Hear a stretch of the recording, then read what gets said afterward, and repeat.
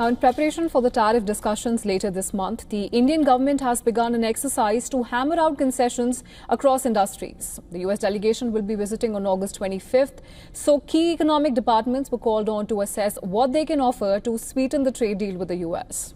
The Trump administration has been pushing for a reduction on tariffs and the elimination of non-tariff trade obstacles to reach an agreement. The US claims that India has offered considerably less in its pledges to market access. Various Indian economic ministries have begun submitting suggestions for tariff reductions within their respective domains, while Trump's candor-free remarks have caused unease in Delhi. Some of these concessions could potentially open up India's economy even further. Now, this is similar to when the country was forced to open its economy during the external payment crisis in 1991. An Indian Express report quoting sources shows that most nations have signed treaties with the US have ended up with unfair arrangements that took more than they contributed. Now, this includes countries like Australia, the United Kingdom that are in trade deficit with the United States. And the US is well aware of India's long-standing red lines, such as its stance on genetically modified food crops and its desire to protect the interests of its labor-intensive exports. Agricultural products, including soybeans, maize and dairy, are not going to get any tariff discounts from the government as part of the temporary agreement. The Indian Express report, quoting sources, said that the Indian government could offer to reduce tariffs of 55% on the US in the next discussions. Now, as seen in the UK deal, India is prepared to make concessions in areas like public procurement and agriculture, but only if the other side is also prepared to do the same. The trade deficit has been a recurring theme for Trump, but India is prepared to increase its imports from the US, particularly in the areas of nuclear power, fossil fuels and defense equipment. India's average tariff has been steadily declining since 1991, falling from almost 79% in 1990 to around 12% in 2013. While they were hiked again to 16 to 17% during 2023, the Commerce Ministry claims that its trade policies are in line with the WTO standards, that India is expected to continue to shield sectors like agriculture, dairy and autos from competition.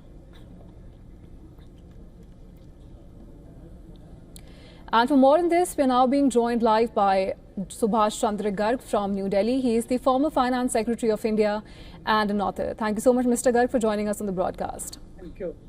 Sir, let's start with your assessment of this new tariff restructuring and also the tone that was adopted by the US. See, they have made India a tariff of 25%. That's very well known. There is also an element of an penalty if you don't stop buying oil from Russia. So these are the two critical elements. India did not agree to the deal, and therefore this little higher than what Vietnam and other countries have got it. Now, what your report was quoting that the government is trying to ask the ministries concerned to find where more concessions can be given, that perhaps is a very difficult exercise. And at the end of the day, even if you come up with something, may not be acceptable to the other side. And so I have relatively much less hope from anything coming out from this exercise. Right, Mr. Garg, and there's a perception that many countries that rushed into agreements with the US faced imbalanced deals. So India, however, has taken a cautious approach, balancing concessions with economic growth concerns. Now, having said that, how do you anticipate this strategy playing out for both India and the US? So, see, there are certain areas where India is not prepared to go. You mentioned also soybeans, poultry, GM, basically agricultural kind of things. And there the US is demanding the concessions. So if you, and also higher tariffs on an average about 39% in agriculture. There is also chicken legs and other things. So if you don't give concessions here, and the Americans don't accept anything else, for the rest of the things, there doesn't seem to be much of a problem.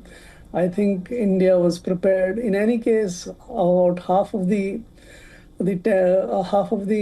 imports of US from India, basically electronics and others, are not at this moment covered by the 25% tariff.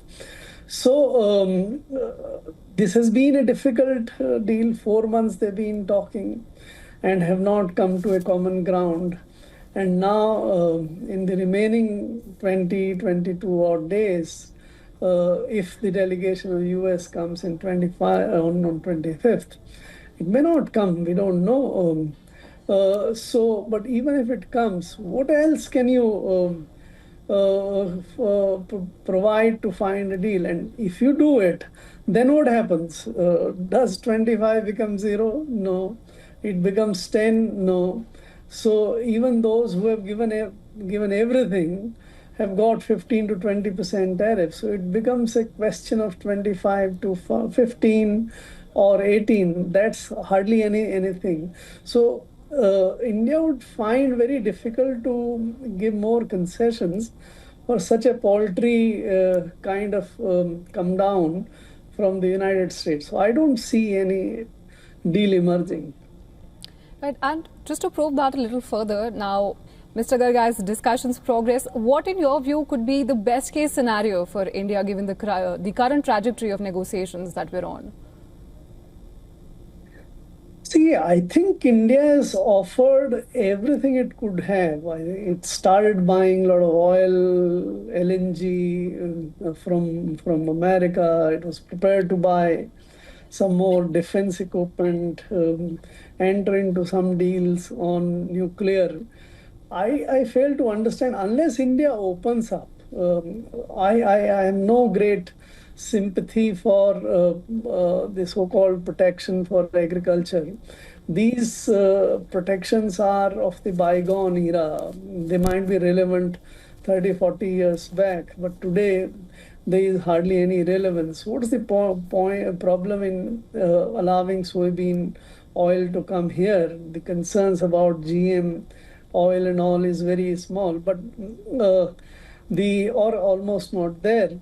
So, but India has boxed itself into a situation where these have become no-go, no-touch, not to be touched. And if these are not to be touched, I don't think Trump administration will accept that, all right, we'll exclude. So that is where the landing zone becomes more and more difficult. It has been there for last 3-4 months. It has not moved up. How can it move further in next 15 days unless you decide to change the basic no-go or the red line areas? Absolutely. We'll have to wait and watch how these unpredictable tariff terrains unfold. And the outcome, however, hangs in delicate balance. But for now, thank you so much, Mr. Garg, for joining us on the broadcast with your sharp insights. My pleasure. Right. Shukriya.